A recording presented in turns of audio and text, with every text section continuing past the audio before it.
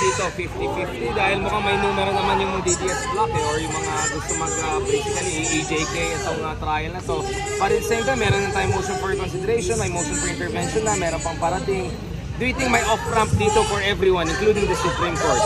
I think the ball right now ay nasa taong bayan. From all indications, yung buong mga institusyon natin sa Pilipinas, they just work in favor of the political dynasties and the dragons. You know, they ensure that the rule of the dynasties, which is characterized by impunity, violence, and plunder of our treasury, that's a general character of everyone. Hindi lang naman si Sara, hindi lang naman si Rodrigo. And I think our politicians, our trapos, they are afraid that if they will really serve justice and will really ensure accountability, it will become a precedent that will catch up with them later on. So, walang motive for them na talagang sundin ang Constitution. And one thing also to consider, si Bongbong Marcos ay in his last second half of his term is most likely gonna be a lame duck. And everyone in that hall, itong mga traditional politician natin, ay nag-iisip kung saan nila itataya, ay i-hitch ang kanilang future. Will they go against Sara Duterte? And if Sara Duterte becomes president, then yari sila in 2028. So it's really trapo and political consideration. So anong pwedeng gawin ng tao ngayon to make sure kahit pa paano medyo mga pressure naman ng mga tao? We need direct intervention from the people, from the masses. We have historical experience and political record na kapag you push to the wall yung tao bayan, talagang may pushback din naman.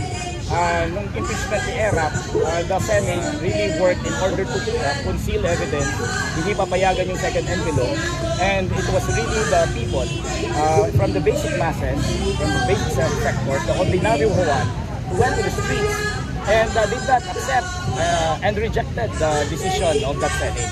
And we could draw upon that historical experience to do the same, even if it is not immediate. Sabihin man natin they will do that. Huwag silang pakampante. It may not be immediate, but the hurt runs deep, and it will affect generations if you may. And sisingilin at sisingilin natin sila eventually. People power?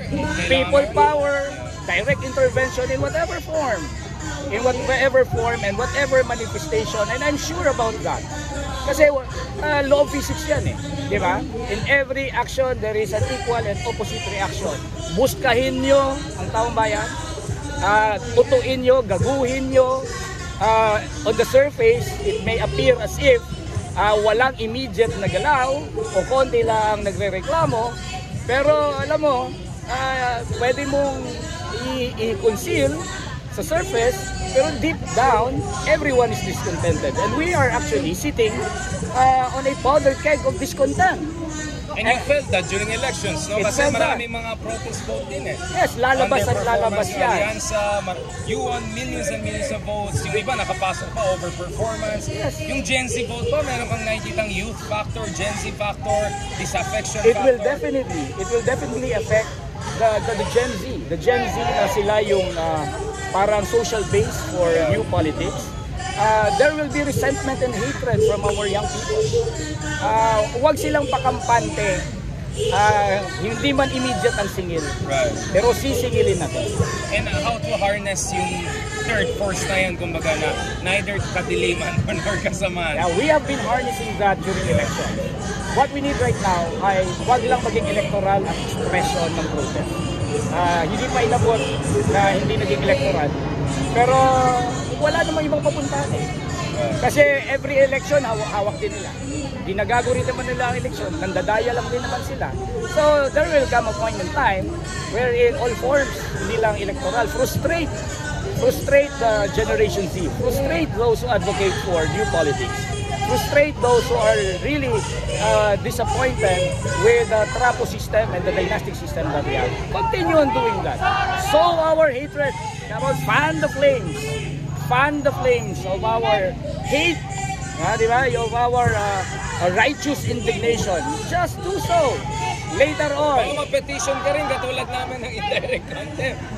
What do you think about those attempts by certain questionable gallery of rogues trying to weaponize contempt issues to silence any criticism of the Bilis! Supreme Court? I-contempt nyo lahat so that you can be exposed. Diba? Lahat. Alam mo, sa panahon ngayon, walang ibang mabuting lugar ang mga disenteng mamamayan, kundi yung makulong, makasuhan. Kapag hindi ka nakulong at hindi ka nakasuhan at hindi ka naaresto sa panahon ngayon ng kadiliman at kasamaan, sa panahon ng mga demonyo ang mga nananaig, kapag hindi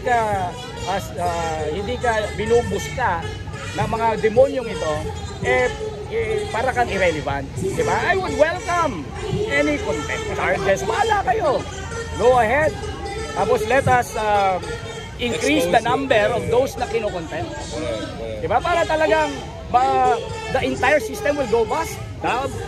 Sumakit ang ulo ng Korte Suprema sa kaka-desisyon sa mga contempt charges. And huling-huli ito, I'm sure may tanong din na ibang kaibigan natin dito. How do you think we should put everyone together in coalitional politics?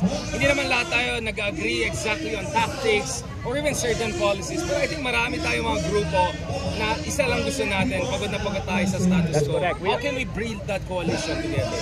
Our differences should not override the need to unite.